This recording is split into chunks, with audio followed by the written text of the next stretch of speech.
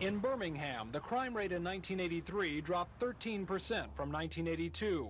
In Mobile, there was a 12% decline. And Montgomery matched the national average, dropping its crime rate 7%. Why is the crime rate easing off? Nationally, officials say it's because children of the baby boom generation are growing out of the crime-prone years, the ages between 18 and 26. Simply put, there are fewer people that age around to commit crimes. But Montgomery police say there are other reasons. The economy is a big factor. Anytime you have a bad economy and people are unemployed, you're going to see crime rate go up. Other factors that may be helping the decline: better police training, an increase in private security systems, and in the Montgomery area, a high level of police visibility. The decrease in Montgomery breaks down like this. There were 363 fewer burglaries in 1983 than there were in '82. 43 fewer robberies. Aggravated assaults were down by 122 incidents. Larceny thefts down 193, and murder was down 1.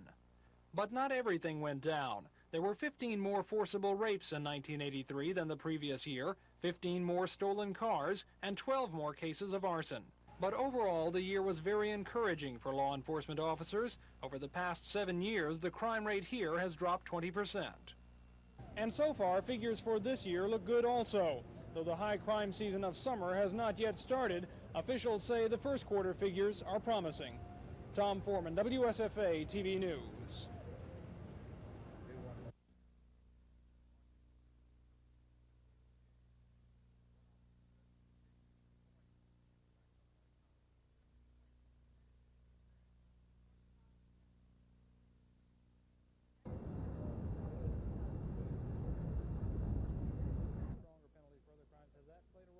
I think that's going to play a bigger role in years to come than it has in the figures that we're talking about in '83, because as you know, in the last years when we've had the bulk of our death penalties carried out and our stiffer penalties. Now, if this trend keeps up, we'll definitely see another national decrease, I think.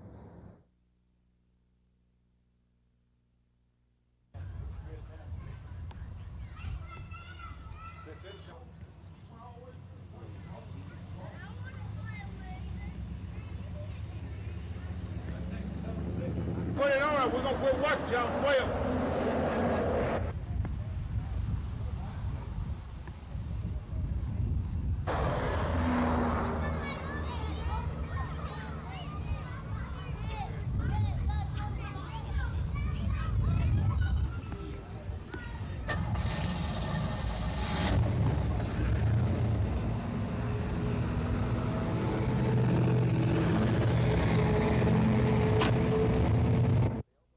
All 6 of the Oklahoma Outlaws' victories have been by 7 points or less. They've won 1 game in overtime and 2 in the final 4 seconds. Lady Luck has definitely been wearing a black and white uniform. They're a big play team on offense where they rely upon the long bomb or the big play, whether it be a deceptive type of play or whatever. And on defense, they're going to take the ball away from you and turn it into points.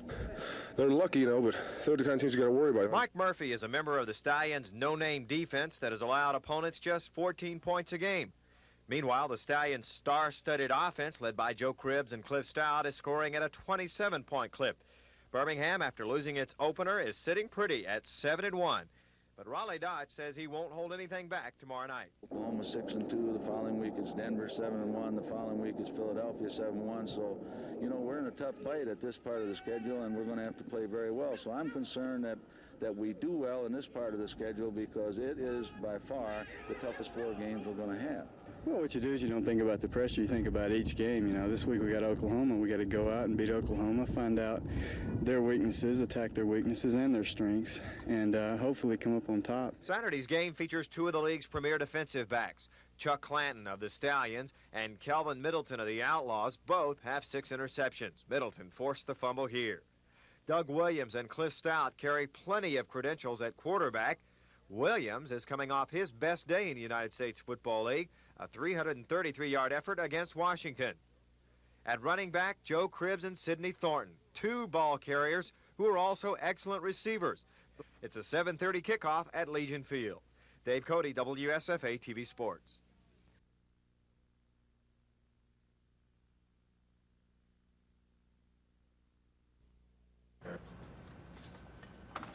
These are the officers.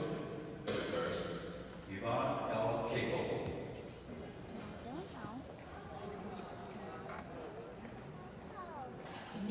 one of those days.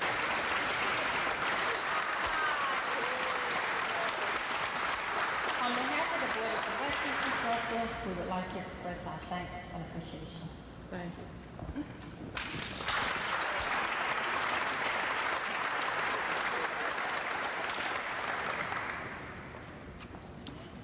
Because the city of St. Jude was founded for the betterment of life. This 1984 Chevrolet Citation is the vehicle on which I based the costs. The EPA estimates yearly fuel consumption at 600 gallons. If the car gets 25 miles to the gallon and is driven 15,000 miles, the EPA estimates its fuel cost for 1 year at $750. The state has increased its inspection fee on a gallon of gas by 2 cents and will give counties a chance to raise their tax by 2 cents a gallon. This means under the new taxes, the fuel cost would be $774 a year. What about a tag? The Montgomery County Probate Judge's Office calculated the state, city, and county ad valorem tax and tag fee for the car. The total comes to $82.56. If the legislature passes an increase of $10 in tag fees, that cost would be $92.56. The legislature is also considering upping the minimum amounts of liability insurance you can purchase. Many insurance companies' lowest liability policies are well above the current minimum amount. And remember, insurance is not only calculated on how much coverage, but also on marital status, driving record, health, and age. A liability policy for this car with a 30-year-old married male driver with good health and a good driving record can be bought for $86 a year. If the legislature increases these minimums, the cost goes up to $100 a year. When you total the fuel, tag, and insurance costs for this car, the difference between the current rates and the increases already passed into law or pending is $48 a year, about 5% more. Dennis Latham, WSFA TV News.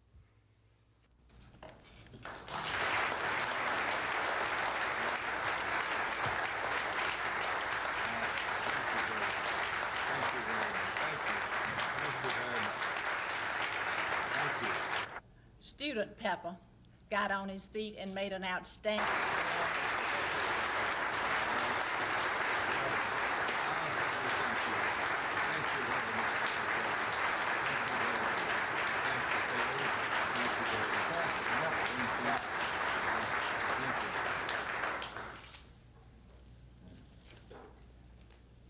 Mr. President, I'd like to say to you and all those who are assembled here that all the days of my life I shall cherish this award.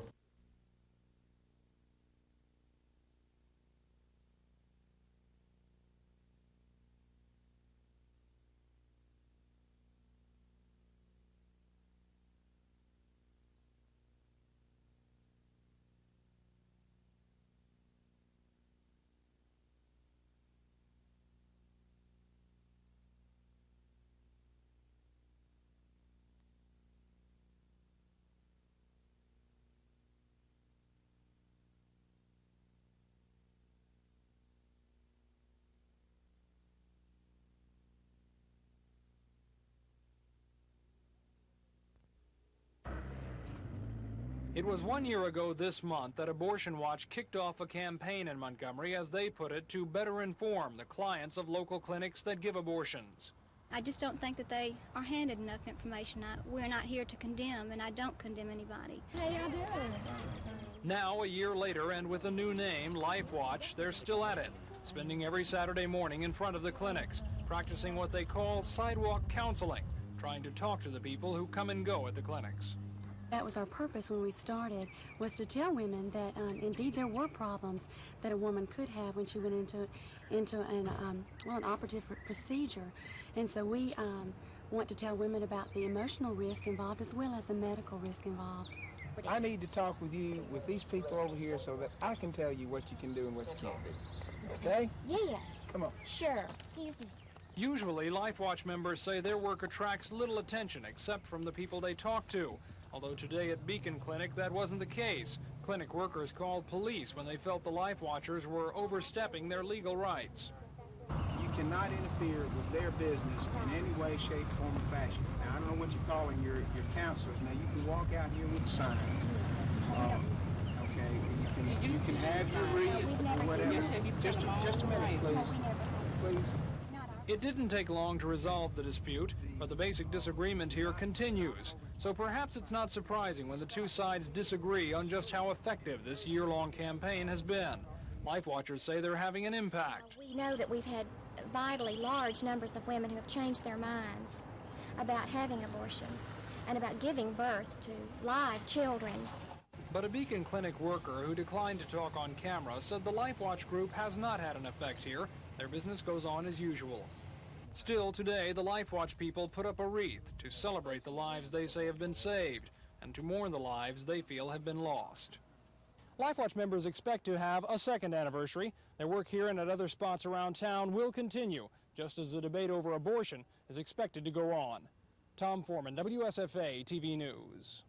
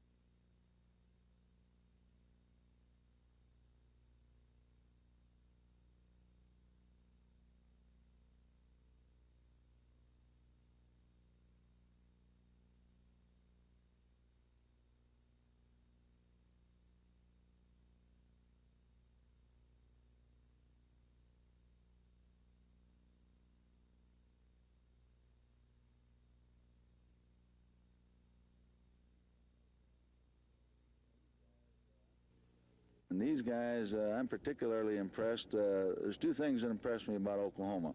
Defensively, they're very, what we call, sticky. They stick in there, hang in there. They're leading the league in takeaway ratio. They lead the league in interceptions.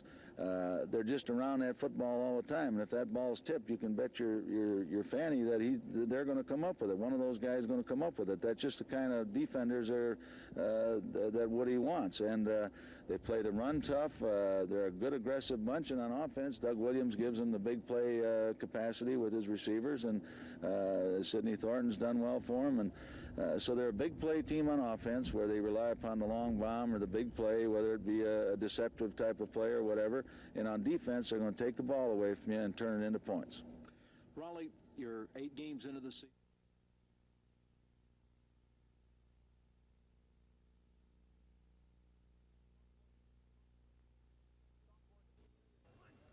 Sophomore Demetrius Threed led all rushers with 134 yards on 19 attempts. 51 of those yards came on this touchdown run in the first quarter to even the score at 7. That followed a Brent Fullwood touchdown run of 24 yards. Freshman quarterback Jeff Berger credited assistant coach Larry Blakeney for this touchdown run in the second quarter. He said, just call the regular sweep. And he said, don't tell anyone. He said, just keep the ball. And so I called, 56X, and I just kept the ball. The number 1 defense generally gave Auburn quarterbacks fits. David King intercepted this Pat Washington pass, and later, Edward Phillips returned a batted Jeff Berger pass, 43 yards for a blue touchdown. Going against our first defense is going to make all the quarterbacks look bad that go against them because, they're just so much bigger and stronger and quicker than our second defensive bunch is. So another highlight in the Whites' 27-20 win over the Blues was a place kicking of walk-on Robert McGinty, who connected on a 49-yarder into a stiff breeze. Bo was impressed. Bo Schembechler, that is. The Michigan coach, adorned in an Auburn hat and shirt, watched today's scrimmage and has been part of a coaching clinic in Auburn this week. Hopefully this won't get back into the Midwest. In Auburn, Dave Cody, WSFA TV Sports.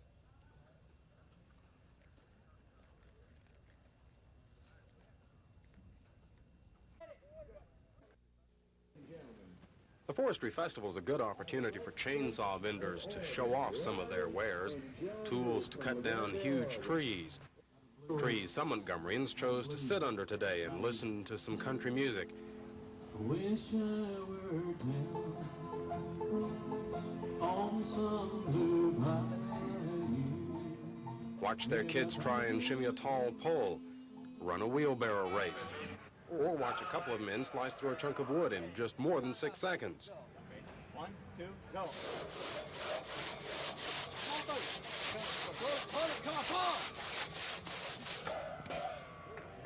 Dave Stadler, Bob Shear. Bob Shear and his friend Dave Stadler won the competition, but then that shouldn't surprise them. I grew up in a hometown where lumberjack competition was, where the World's Championships are there, so it's very, a dominant sport in my hometown. And I began doing it when I was 10 years old and went up through the ranks of the championships. But the victory of a saw competition isn't what brings Bob Shear to Montgomery from Hayward, Wisconsin. These people do, and Bob's brother Fred. Together they have, naturally, the Bob and Fred Lumberjack Show.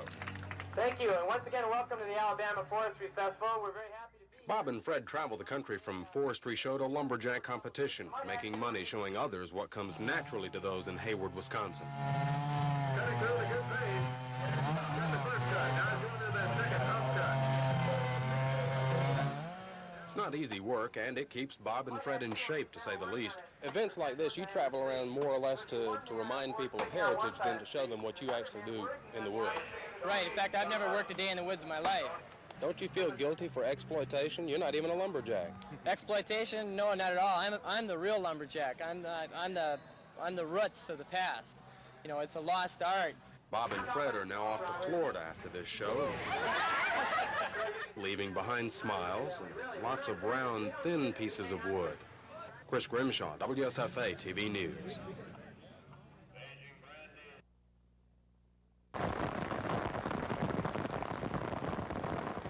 The tornado hit 4 homes on Anthony Street in northwest Montgomery shortly after 9 o'clock. The twister did most of its damage to the porch areas, leaving the living quarters on the houses intact. Fences and trees came down in one area, as did a storage shed.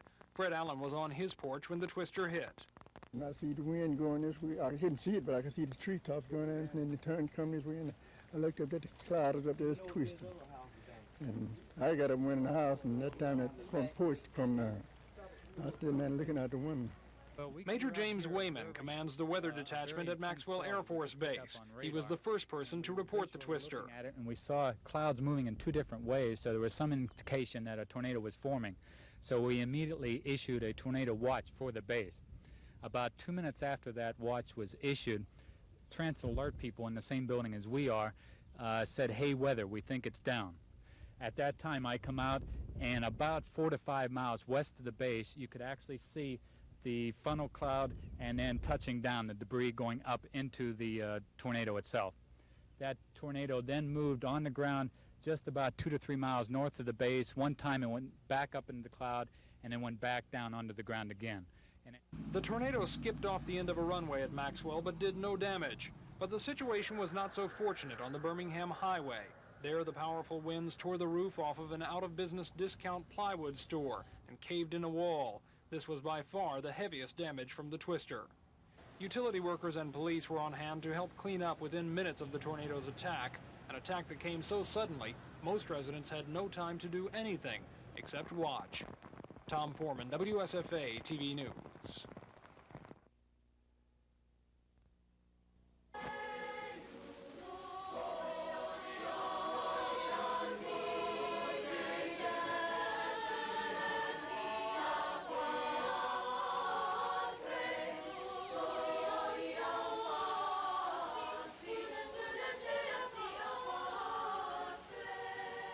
Day but Thanksgiving for the late, great Mr. Milo Howard, which was a personal friend of mine. We're glad to be,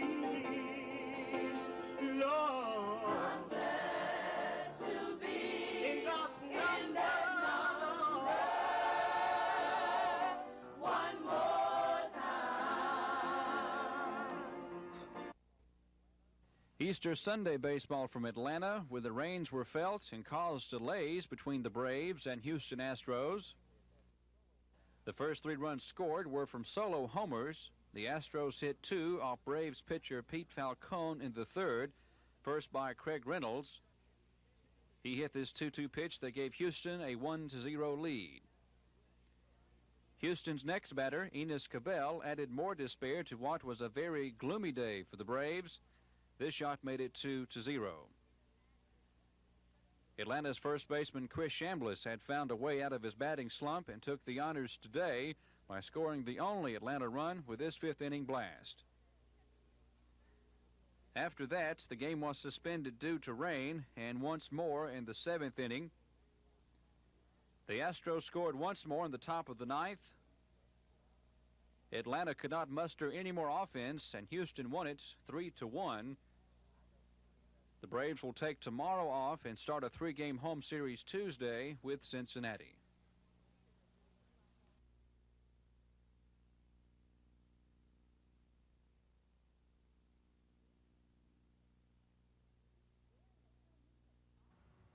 Gloria McClendon takes ostrich, goose, and rhea eggs and turns them into works of art. My idea was to see how many eggshells I could get on the inside.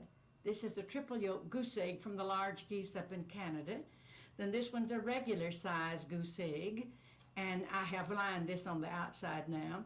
This one right here is a duck egg, and then this on the inside is 4 small bird eggs. So I've made a lotus flower. Oh, I started out on a TV tray, and all I had was cuticle scissors and paper napkins and pretty cards that I didn't want to throw away. And immediately I knew that this was what I wanted to do. So it does not take lots of money to get invested to start this. You can take the egg we have for breakfast and decorate it that day and have it fixed up all pretty for you. Gloria has come a long way from a TV tray and cuticle scissors. Now she uses a dentist drill for her detailed work and travels throughout the U.S. displaying her eggs at exhibits. She is one of 20 people from South and Central Alabama in the Eggshell Art Guild. They purchase eggs from all over the world for their artwork, the most expensive of which is a $100 cassowary bird egg from Austria, shown here in its natural color. The largest is the ostrich egg from South Africa, and the smallest is the finch egg from South Dakota. Gloria took her first eggshell art course 13 years ago at the Montgomery YMCA. Now she teaches lessons there. She says it's exhilarating. Lisa Walsh, WSFA TV News. Like accordion.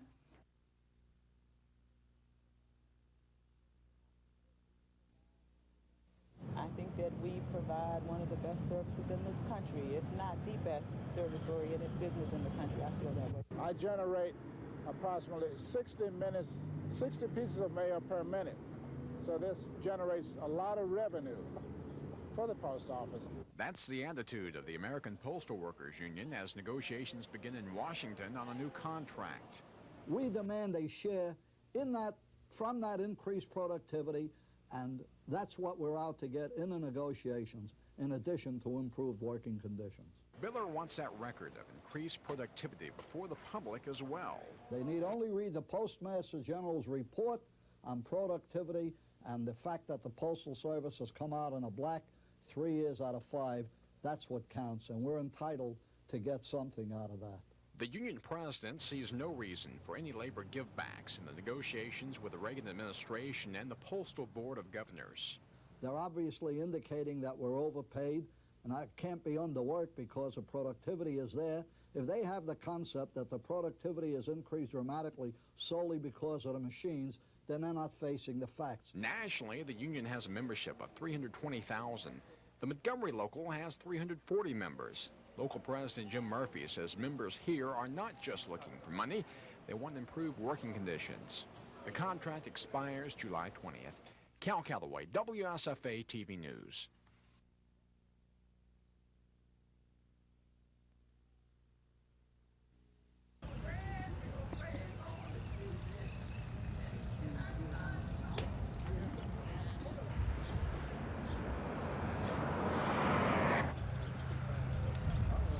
I mean, if they had to do it, they take what's coming. Live on it as long as you can till they have to do it. Fred gonna be on 12 now. He was on 20 last night.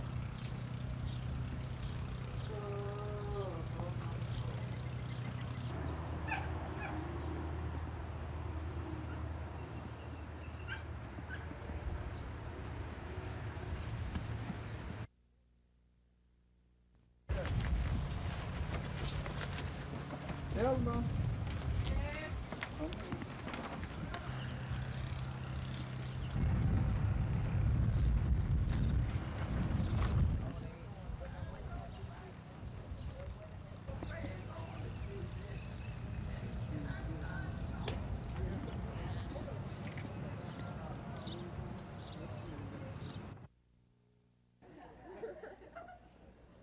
There are many unique attributes of St. James, and one of them is the emphasis much has been given to them in talent and put it back in the community.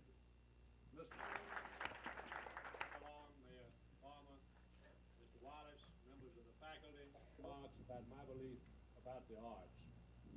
Because nobody today argues whether art is us to use these facilities to the full potential. And with our administration, which is second to none, and our staff,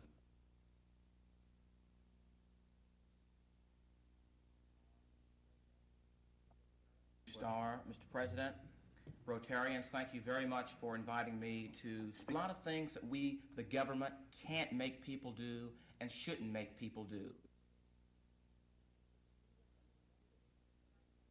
The students and the community have to have objectives about what they want out of the education. And throwing a lot of money at the school isn't going to give it values. The money that's being asked for is just an expression of the values or the objectives that teachers have. They want more money.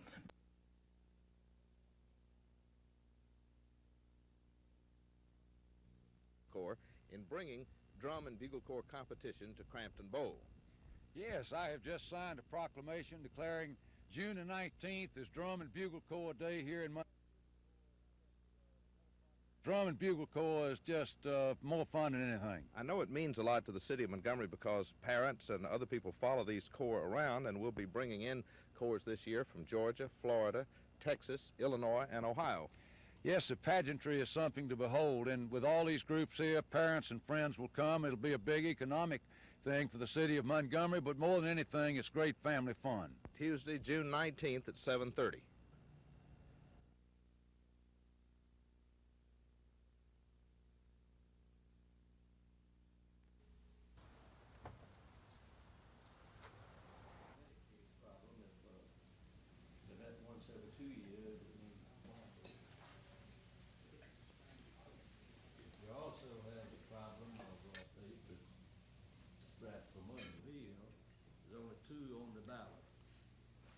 So many people in the Mobile Southwest area that went out en masse to vote for the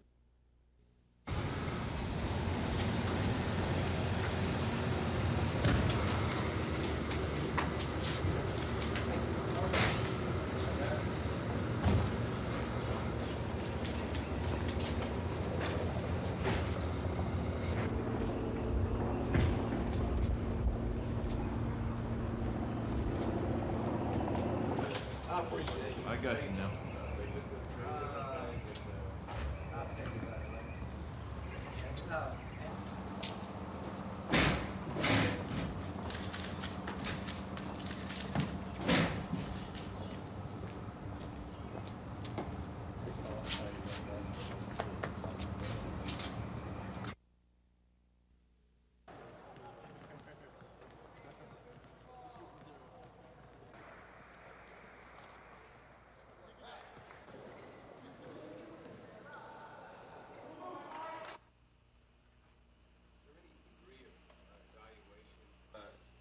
Probably those people most often. As I said from the very beginning, we're going to pick a team that is conducive to our playing as well as we can possibly play. Not the guy that you think has played well. You know, if we thought that your opinion was important, we would have consulted you last night on who we thought should make this squad. We've got to make determinations on how we feel we have to play. We've seen the competition. I mentioned that last night. We know what we have to do to set the team up. Cleo Thomas Jr. set high objectives for himself at the University of Alabama, and he succeeded. He became the first black to serve as president of the university's Student Government Association. In 1976, he received the highest national award from Kappa Alpha Psi fraternity, and in 1977 was named Outstanding Senior Man at Alabama. Since then, he studied at Harvard and abroad at Oxford University, and today, at age 28, he's a member of the Alabama Bar Association with a law firm in Anniston. I think the reason that I was admitted to Harvard and the reason I got to go to Oxford were the things that I did at the University of Alabama, that because a black kid could go to the University of Alabama and do as well as I did, not just in academic affairs, because that was a middling performance, but particularly in extracurricular activities. To some, Thomas's achievements may sound hard to reach, but he says they can be realized. How far a people, a community goes, how far a state goes, how far a nation goes, depends wholly on the individuals that make up that community. And what we work for, as I mentioned earlier, is an absence of constraints in the society at large that will permit the talents, the objectives, the goals of people to be realized. Thomas's future looks bright. He says he wants to move into politics and even hints toward residing at 1142 South Perry Street. Mary Beth Boyd, WSFA TV News.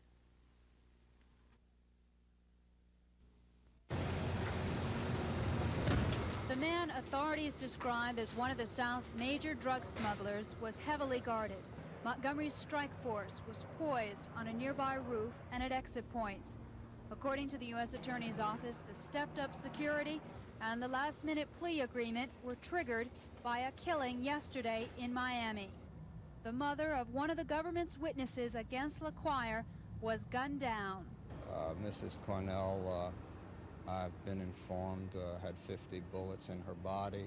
Defense attorneys now fear for the lives of LaQuire's family.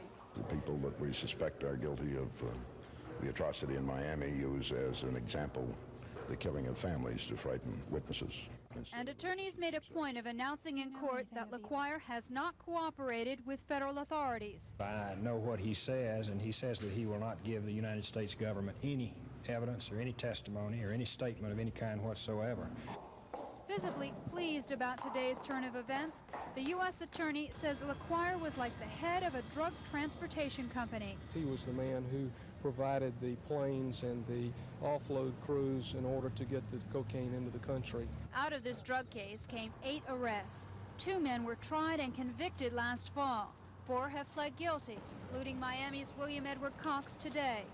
And authorities can't find the last 2. LaQuire could be sentenced up to 30 years in jail. He's already serving a jail term in Florida on drug charges. Susan Silvernail, WSFA TV News at the federal courthouse. Come on, Collis, you the horse. Auburn's #1 defense in white dictated play in the Tigers' final full-scale scrimmage before A-Day. 6 blue team rushers could muster only 135 yards on the ground. And Tiger defenders made life miserable for quarterback Pat Washington, who was limited to 6 completions and 21 attempts. Going against our first defense is going to make all the quarterbacks look bad that go against them because, you know, they're just so much bigger and stronger and quicker than our second defensive bunch is. So. Right now, I'm having the finest spring I've had since I've been at Auburn. And I just hope God keep blessing me to, stay healthy and I can keep on improving. Robinson adds the Tigers' #1 defensive unit may be the best Auburn's ever had, and better than last year's squad that had pro scouts drooling.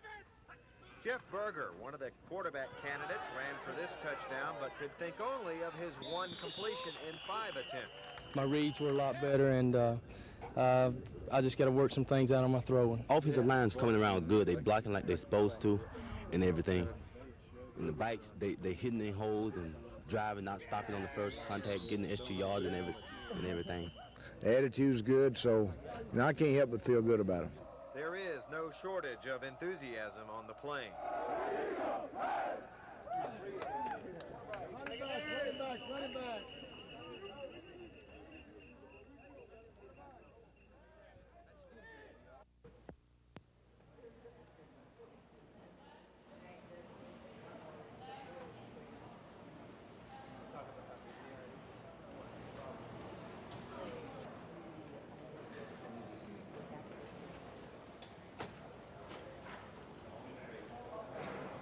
my interest is the solidarity and support of the membership and for the public to really see the job we have done. They need only read the Postmaster General's report on productivity and the fact that the Postal Service has come out in a black 3 years out of 5.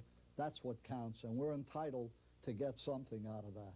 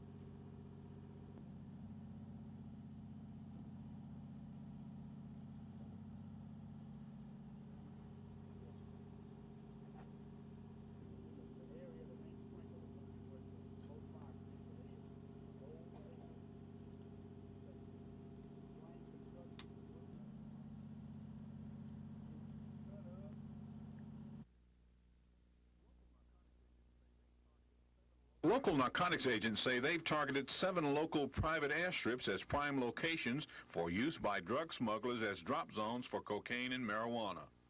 Authorities say private landing sites used by corporate aircraft can be landing areas because they're deserted after dark.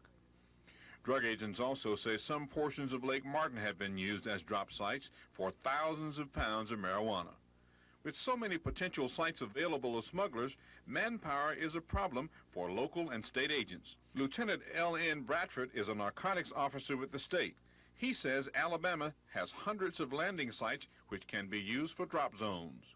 There are so many airports and private airports, pastures, county roads with very little traffic that a plane can come in, and unless you happen to be on the spot at that time, there's no way that you can apprehend them.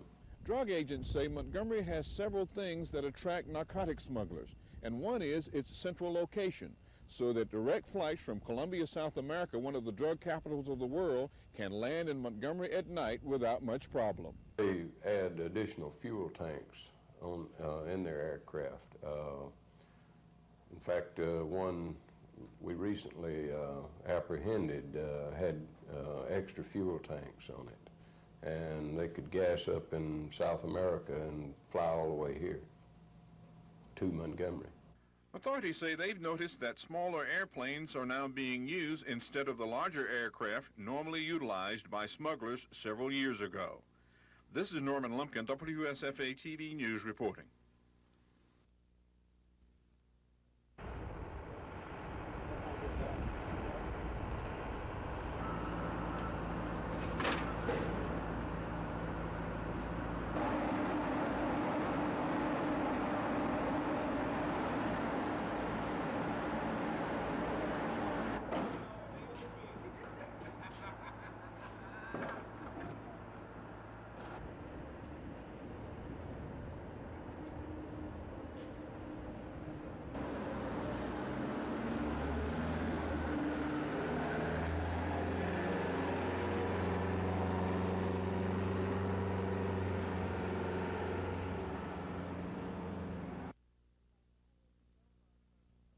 We must pay as we go for our programs, but we must also recognize that what we are talking about. Platform committee, other honored guests, and we have each selected specific areas. The truly needy of this country can no longer afford the damage being caused by reductions in the food stamp program, the daycare program, the school nutrition program, and other key social aid programs. As soup kitchens re-emerged in many American cities and hunger once again became a national problem, the Reagan administration proposed a $1.5 billion decrease for food and nutrition services. During the course of the morning where that will be available to a tunnel. It is the largest water project ever taken on by The ads are placed in a number of national magazines, and apparently thousands of people answer them. Loan application request forms like this come in the mail frequently to John Reagan's loan company in downtown Montgomery. He says his firm has received thousands of the letters. They put an ad in a paper or a magazine. People respond to it, and then they send back a letter wanting $12 or $15. They guarantee them that they'll get a loan. If they don't, if they get 2 rejection letters, send it to them and they'll refund their money. But what they're doing, they're sending a request for a loan. They're not going to get a rejection letter because we are not taking an application. We have not solicited these people. They're trying to borrow money that we don't even have a license to lend. Riggin says the fee is never returned because no loan is ever rejected. He also says local people he knows that are victims of the ripoff are too embarrassed to attempt legal action. This is Norman Lumpkin, WSFA TV News reporting. City police have turned over a note about an escape attempt found in a downtown motel lobby. There was no names mentioned in the note. It was simply about a 5-page note written on a memo pad, and it just outlined the possible steps to be taken to get one of the defendants in the case out of the jail. Police are being cautious. There was no actual escape or escape attempt made last week while LaQuire was awaiting trial. Wilson says there's no proof LaQuire wrote the note and slipped it out of jail. But some of LaQuire's relatives were staying in the motel where the note was found. And Wilson says several jail workers, one in particular, are under suspicion. We have turned over the evidence to the marshals and are letting them handle it, and anybody that was up there during that time may be subject to questions by the marshal. Meanwhile, Florida authorities say a government informant in the narcotics case missed gunmen's bullets by less than 4 hours. Mildred Cornell was gunned down Sunday night just after her son Terry was flown to Montgomery to testify against LaQuire. Mrs. Cornell went to the kitchen window, peered through the blinds, asked them what they wanted, and they said they were looking for someone, and they gave some sort of a Spanish-sounding name. She said, "You have the wrong apartment," and at that point they opened fire through the kitchen window. She was hit many times. It was probably an automatic weapon, and she died at the scene. Crowley says no one has been arrested for the murder yet, but deputies are searching for 3 Latin males. Susan Silvernail, WSFA TV News. Well, the proposed $1.8 billion education budget for the coming school year in Alabama is still being debated on the floor of the Alabama House. It's a budget that proposes to spend 21% more than this year. And as Chris Grimshaw has witnessed, the governor's education budget has sailed through the House virtually unchanged. Chris is at the Capitol now for this live report on the fate of that budget. Chris? Bob, as you say, that budget is continuing under debate at this particular moment. And the education budget and the revenues that fund it have been growing by leaps and bounds over the past year, and that's because the economy has been growing in the state. As a matter of fact, they're expecting just more than $300 million new dollars to be available in that fund. Governor Wallace has split that money up between building new school buses or buying new school buses, particularly those who are 10 years old or older. A 15% teacher's pay raise is in there, along with more insurance benefits for those teachers, new library books, and a fully funded kindergarten program, as well as a massive $15 million chunk to enhance education. And the House leadership has had a 2-to-1 advantage all day long in keeping that budget, the governor's proposed budget, from being changed, despite complaints by a handful of members who say that that budget is full of hidden problems ranging from pork barreling to be funneled into school districts, which are of the House leadership members, to what were called loose ends, which don't put any guides on making sure that the education enhancement money is spent to actually enhance education. With the passage of the education budget, which is anticipated in just a few minutes from now, that will wrap up the administration's package in the House and leaves it all in the hands of the Senate. Meanwhile, Lieutenant Governor Bill Baxley presides over a Senate which is now taking up the 2 revenue measures of the governor. One would hike the cost of your license plate by $10. The controversy on that is including a forward plate for the front of your car. The other tax or revenue-raising measure wouldn't cost you anything, since it only changes the way that businesses turn in their sales tax collections. And Bob, the two houses continue to work this evening. They have quickened up their pace quite a bit since we're into the last third of the session, and they are expected to meet for 3 days this week as well as next week. Well, Chris, were there any surprises that the House had so few changes to the education budget? Bob, both the general fund budget and the education budget have moved through with amendments only to some of the minor things. There were several attempts today to change the larger major items, but there was, like I mentioned, a 2-to-1 margin, and many people confidentially, they won't say this in any public way, but they'll confidentially say that the reason that the budget is being protected so much is that the administration is sharing that pork barreling with so many members that they're all protecting their own little piece of the pie. Sounds good. Chris Grimshaw live at the state capitol with today's update on what's happening in the legislature. The House worked for some time trying to decide the fate of the more than $3 million that would be used for the Chappie James facility. The building, which will be built at Tuskegee Institute and house an aerospace and science program, is controversial because of two aspects. One, it breaks additional ground in spending state money at a private university. And two, it spends more money than might be available. But administration floor leaders put their muscle behind the effort, saying the state has a moral obligation to the predominantly black university. The House went along. Tuskegee Institute is one of several black colleges which has seen its appropriation increase as the House leadership fights to protect its education budget.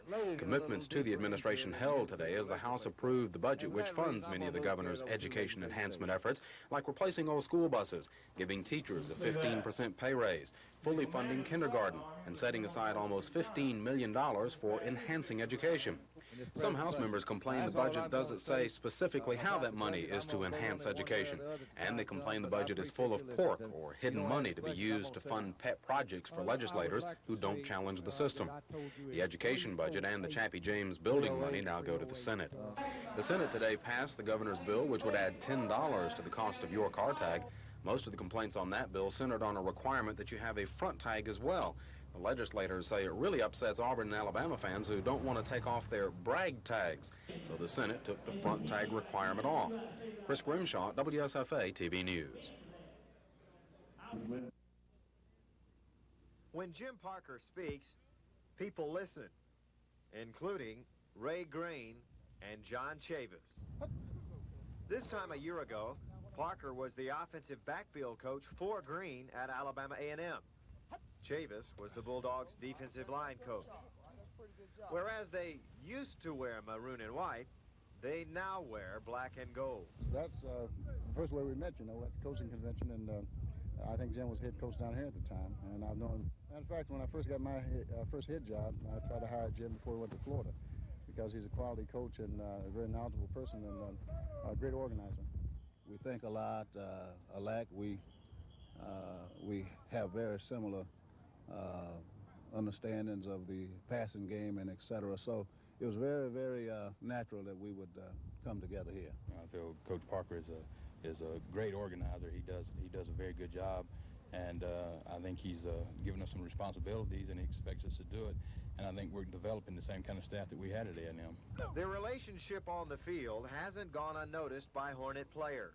Well, they seem to have very close relationships, and by them being as close and understanding each other hand in hand, that make us a little bit closer, and we seem to be very close now. As a team unit, everything is just working together. Jim Parker believes a close-knit football team wins football games. A close-knit staff certainly can't hurt.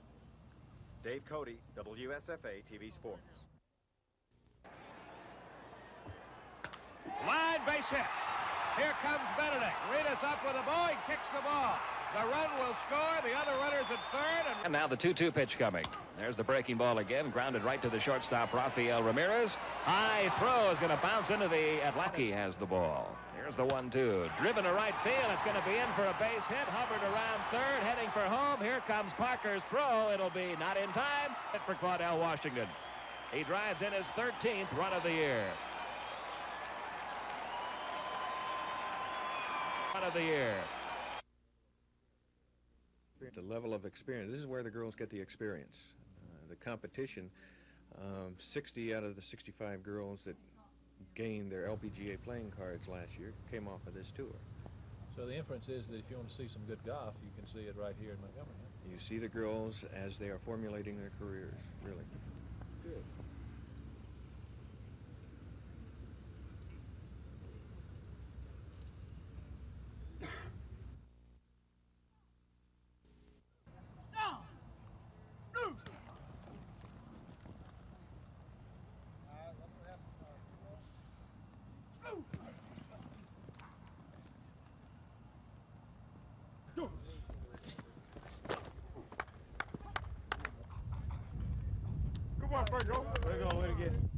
He stated earlier that he's going to pass most of the time, but right now our running game is looking great, so it'll be a mixture of passing and running. They've got more confidence in us. They're taking the time. They're completing passes. They understand the backfield better, and everything seems to be working together now as the offensive unit.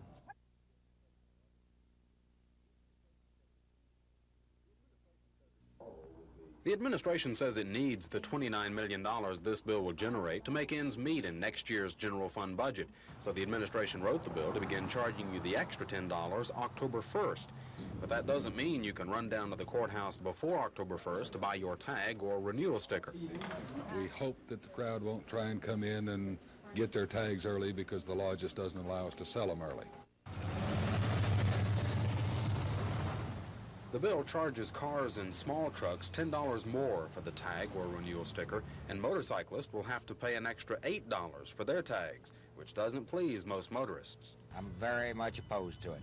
Why? I think they're getting more money up there and throwing it away, and I'm so sick and tired of it. I'm in the business where I have 4 vans, so yes, it's going to increase my operating expenses to some degree, yes. Well, it's not that much. We might need it in taxes. I don't know.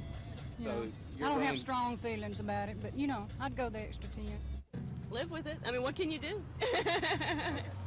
Chris Grimshaw, WSFA TV News. In the name of our Lord we pray. Amen.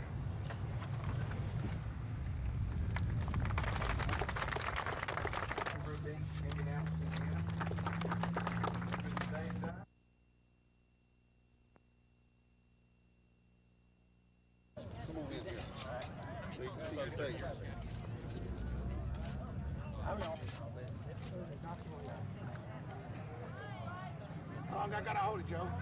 Just hold it.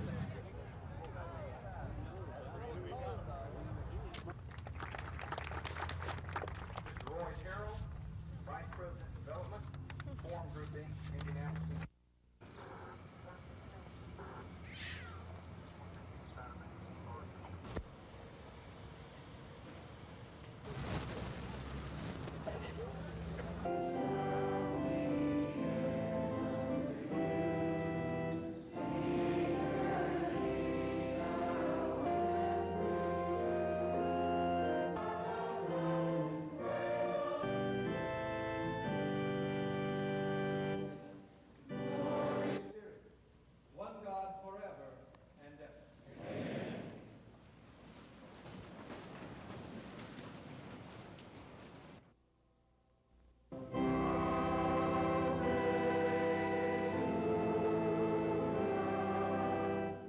St. Peter's Church was founded on the Lawrence Street Hill overlooking the city as a small frame building on this day in 1834.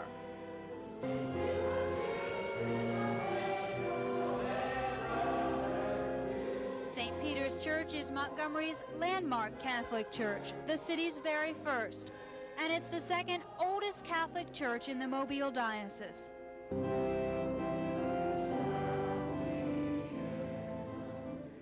The sesquicentennial Mass opened with a procession of 30 priests, several of whom were once pastors of the church, and was performed by the Archbishop of the Mobile Diocese, the Reverend Oscar Lipscomb.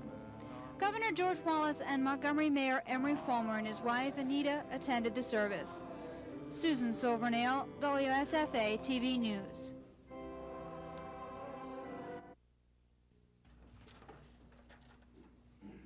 And Jimmy, America continues to strive.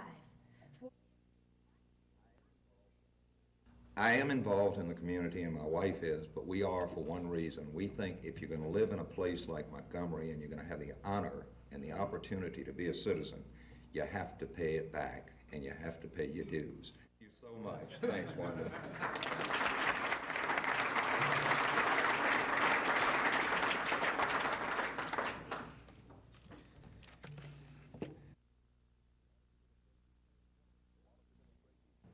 The Wallace administration changed one of its bills to remove the minimum property tax of $25. The administration says the minimum tax is unworkable.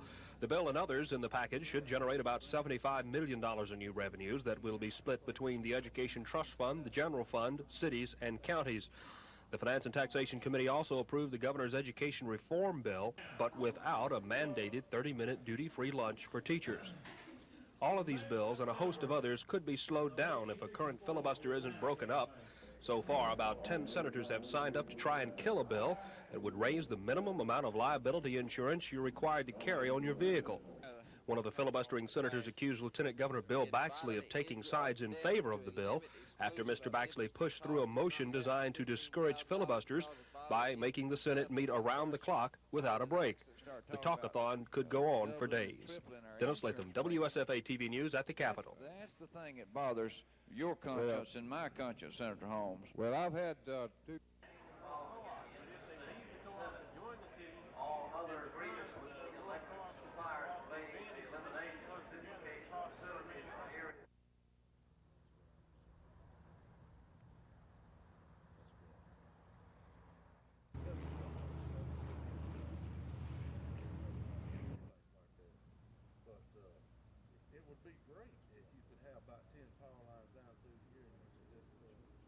Everybody could be lower in place, whatever it costs just to build a little single-phase line like this.